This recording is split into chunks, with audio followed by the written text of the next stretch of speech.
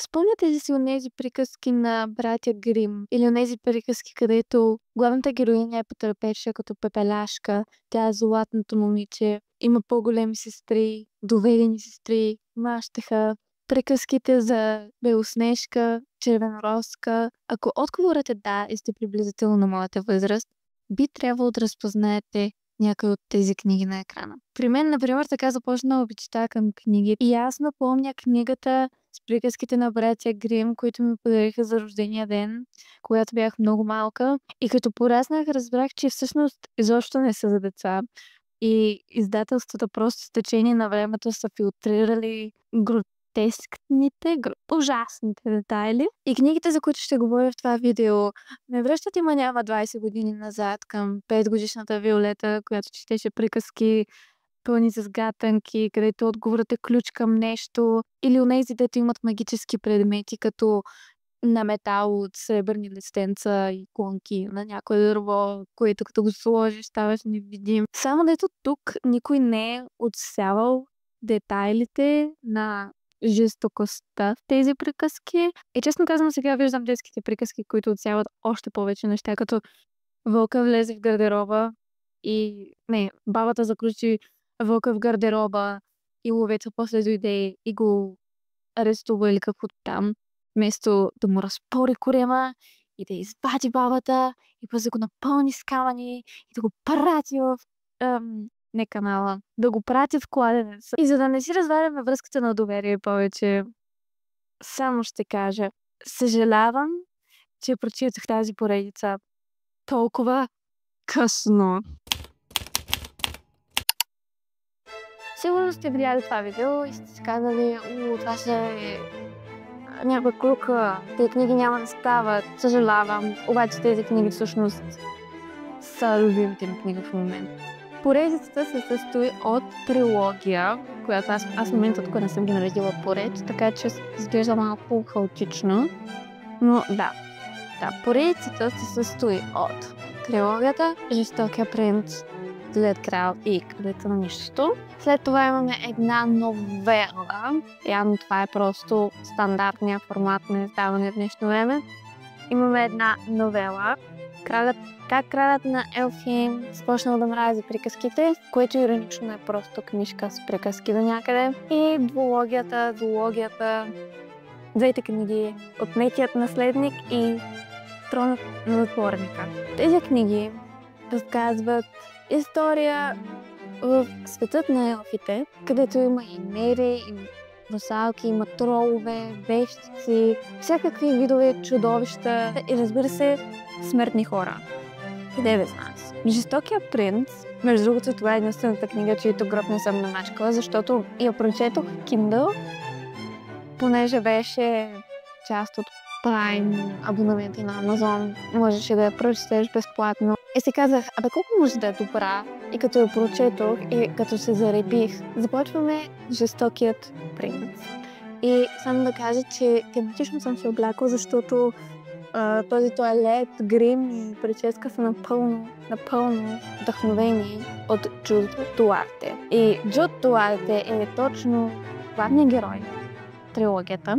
Тя е човешко момиче, родена в човешки свят. И нейната история започва с това как родителите й биват буквално изтребени от някакъв си елф, който преди е имал връзка с нейната майка. Обаче майка е избягала от елфския свят и той решил, че трябва да се отмъсти. Мъжкото е пак в центъра на сагата.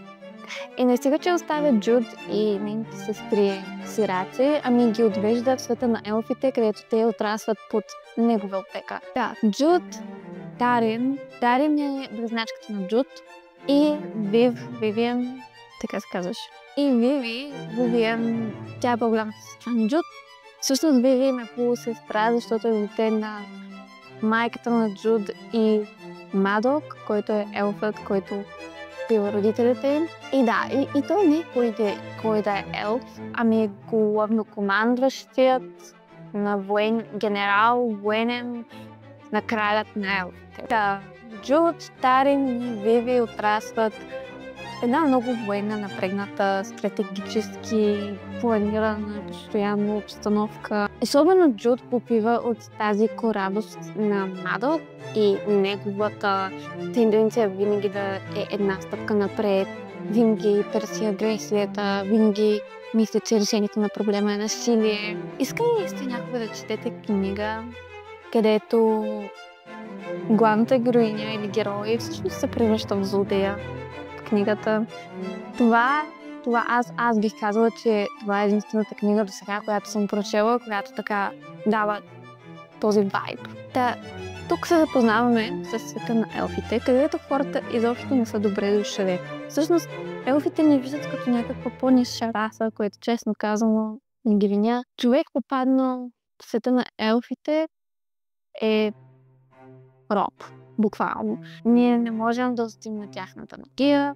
Човек, който започне да танцува на елска музика, не може да спре. Ако пиеш от златното им вино, няма да можеш да спреш. Да не говорим, че имат властта да те накарат да направят нещо, без ти дори да си осъзнал, че вече си го направил. Само, че хората имат една преднина пред елфите и това е, че могат да лъжат. А елфите не могат. Всичко, което излиза от устата на елфите, трябва да бъде истина, иначе те физически не са способни да го кажат. През призмата на Джуд ние се запознаваме с този свят на елфите, докато заради нейната човешка слабост тя започва да ненавижда ситуацията, в която се намира, това, че трябва винаги да е под закрилата на Мадок, човекът убил родителите, и тя си поставя за цел да бъде призната с титлата рицар в Елското кралство. Което не е лесно, трябва да влезеш в турнир, да се състезаваш, накрая като победиш ще дават титлата. И сега някой ще каже, аз се нагледах на книги, аз се начетох на книги, които просто са игрите на глада, ама с друг вариант. Това не е игрите на глада, защото на всяка страница в тази книга има плот твист. И като кажа има плот твист, аз си мислех, че това също ще е някакъв вид турнир и 3 книги ще чета за този турнир, ама не. Тази книга, единият син на краля, принц Карда, той абсолютно ненавижда Джуд. То не, че другите я харесват. Обаче тя, тъй като е непълнолетна, ходи си на училище и така нататък, и той си е поставил за цел да направи живота си колкото може по-мизерен. Много неща се случват. Джуд по едно време е шпионин, след това се оказва, че контролира короната. Не знам дали мога да кажа повече. Тази книга е подходяща за младежи, всякаква възраст. Мисля, че родителите, особено в България, трябва да отделят малко повече внимание на това, което четат децата им. Защото има доста книги, които не са подходящи. И щом аз на 23 не бих ги прочела, не смятам, че едно 14-15 годишно момиче трябва да ги чете. Но както и да е. Бих казала, юноши над 12 години спокойно могат да прочетат поредицата. И честно казвам, ми липсват тези книги, които са пълни с фантастика и нямат ненужни сцени. Мисля, че се изказах достатъчно ясно. Тук Джуд по някакъв начин успява да сложи Кардан на трона. Кардан изобщо не е крал, между другото. Обаче има и друга уловка. По някое време в тази книга тя успява да има контрол върху него. Няма да кажа как, просто това, което тя каже, той трябва да направи. Цялата работа идва от това, че тя има малък брат и когато нещо се случва с краля, брат се оказва наследник. Но за да го предпази от това, той да се превърне в един от жадните за власт зли елфи, тя прави едни маневри и накрая Кардан сяда на трона и тя има контрол върху него. И така по някакъв начин може да кажем, че е кралица, ама не точно, защото никой не знае. Сега като ми каза за какво да я чета, аз хубаво ви казвам какво става в тази книга, обаче нямате си на представа колко лесно се чете. То просто очите ви вървят като мед по масло. Аз даже не си спомням първите 100 страници, когато ги прочетох тази книга, като вау, това беше най-бързото четене на 100 страници, които помня. Докато тази книга беше въведение в света на елфите и това да се запознае с главните герои, Злият крал е по-скоро по-късно това как се развиват събитията от политическа гледна точка и как всичките партии, намесени под владението на краля на елфите, който в момента е Карл. Как всичко се разиграва между тях, например подводния двор, дворът на муците. Аз така му викам дворът на муците, но то май не е дворът на муците, май се казваше нещо друго. Както и да е, има много пеперуди в него. По някаква причина. Не пеперуди, ами муци. Доведеното братче на Джуд, Оук, е доведено братче на Джуд, защото и двамата са под закрилата на Мадок, т.е. Мадок му е баща. И понеже Мадок е изгладнял за власт, военен червей, той търси начин да сложи сината си на трона и това го превръща главният злодей в тази книга. Тук не мога нищо повече да кажа, освен това, че има една постоянна битка между Джуд и Мадок за властта над кралството. И много ми хареса това как се показва връзката между дете и родител, въпреки че да, Мадок не е родител, защото всъщност той е убил родителите, обаче въпреки това той има някаква родителска връзка с Джуд и той е направил такава. И сега просто се завръща при него като бумеранг. И последната книга, направих си кафе с сироп от канелен рулце. Кралица на нищото. Не знам какво мога да кажа, което да не разбили сюжета на книгата. Навека на заглавието можем всички да свържем с това, че Джуд по някое време става кралица. По някое време. И защо е кралица на нищото? Книгата започва с момент, в който Джуд е прокудена в света на хората, лично от Кардан. И среща едни ключови герои, след това се връща да довърши войната, започната в Злият крал. Накрая се случват едни неща, които просто, ако го кажа, няма ще се развали цялата мистерия на книгата. Значи много си струва да се прочете. Новелата как кралят Елфхейм започна да мрази приказки. Започна да мрази приказки. Та е много красиво издание, много красиви илюстрации. Аз честно казвам да си представя Елфхейм и света на Холи Блек по този начин. Честно казано, няма да загубите много, ако не прочетете тази книга, но тя много добре представя развитието на Кардан като герой и аз много харесвам колко многопластни са героите на Холи Блек, защото всеки герой е до някъде можеш да го разбереш. Можеш да разбереш защо са направили тези решения, включително Мадок, включително тази бедина, която е направила толкова много зло на всички. И него мога да го разбера. И това ми харесва, че тя така пише героите, че просто можеш да се свържеш с всеки един от тях, дори да са враг. Тази книга много добре обяснява защо Кардан е постъпвал така, както е постъпвал в трилогията, особено в първата книга. И да, това играе малко като предистория на Жестокият принц. Има някои сцени, които, ако не сте прочели Жестокият принц, няма да разберете, така че не я четете преди Жестокият принц. Последните две книги, Отнетият наследник и Тронът на затворника, аз не знам откъде да започна просто.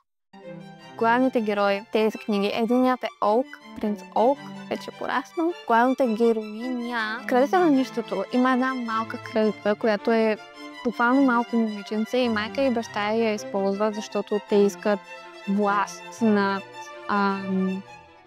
всичко.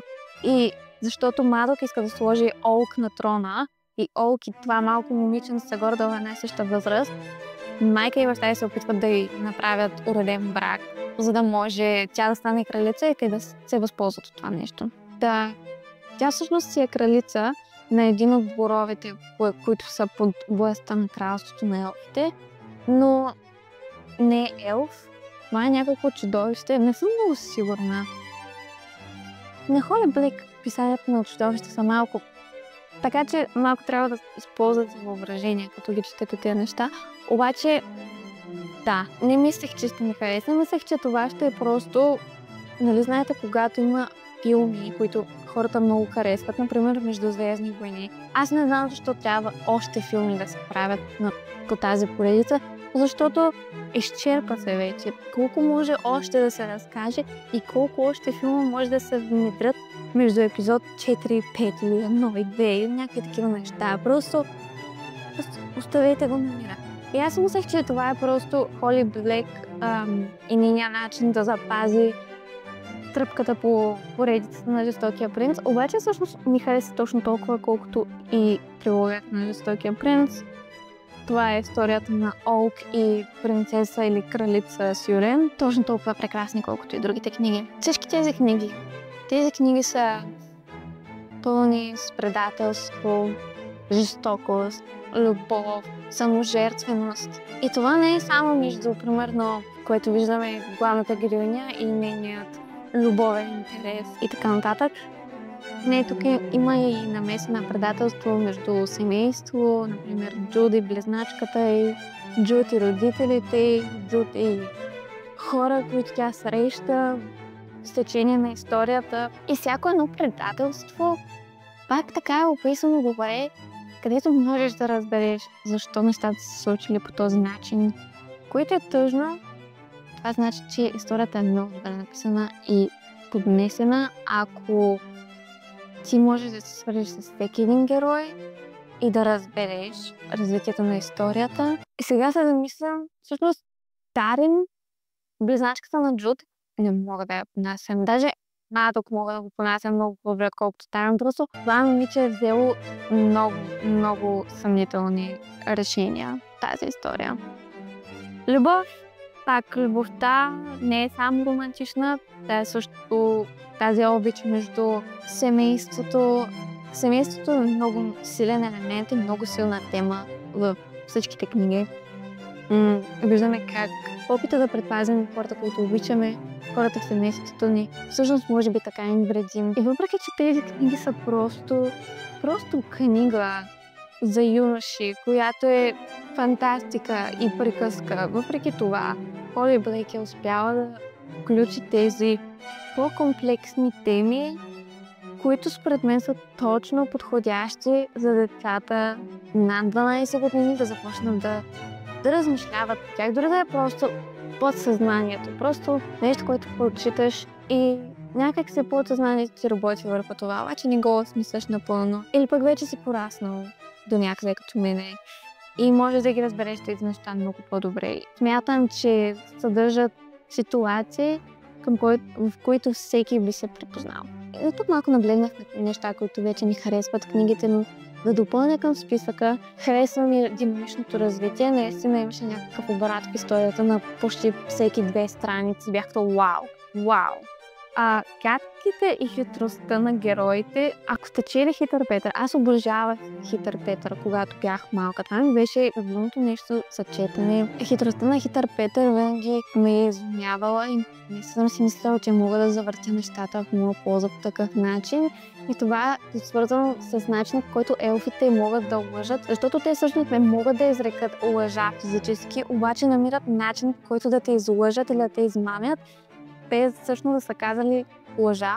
Тоест, само с истината му намират начин да те измамят. И това ми беше любимия елемент, защото винаги, когато някой елф говори, и аз постепенно се научих да разпознавам моментите, в които те може би лъжат или се опитват да те измамят, да изтъркалят по някакъв начин. И също имаше много гатанки, които бяха изключително интересни. Се опитвах да разгадая сама. И в седмо място бих казала приказните описания, защото това наистина ми дойде като една приказка, точно от Еди книги на братя Грим. Смятам, че в последно време фантастичните книги или фентази книгите, които се издават, много са мрачни, много са, как да кажа, безцветни, докато тук жестокостта е на лице, въпреки че света, или по-скоро аз си го представям така, но светът е толкова цветен и изобилен и въпреки това е жесток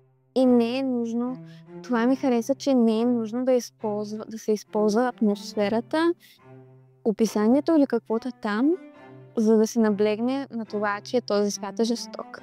И до някъде това, че Холи Блек е успяла да създаде един жесток свят, въпреки че слънцето пече между дърветата в гората и рекичката си върви и така нататък, това по някакъв начин за мен го прави още по-жестоко, просто защото все едно това е част от живота, което е за елфите и техния свят. Това са просто част от живота, тяхната жестокост и как те се разполагат с хората и какви злини правят и така нататък. Така, някои неща, които ми харесаха тези книги.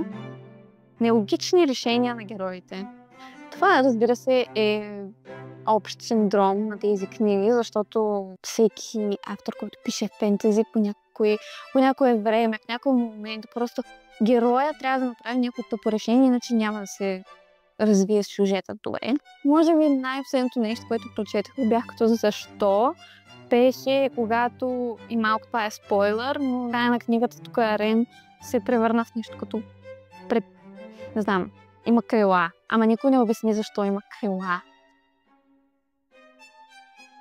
Каква е... Аз все още не знам какво чудовище е, защото... И това е второто нещо, което ми хареса.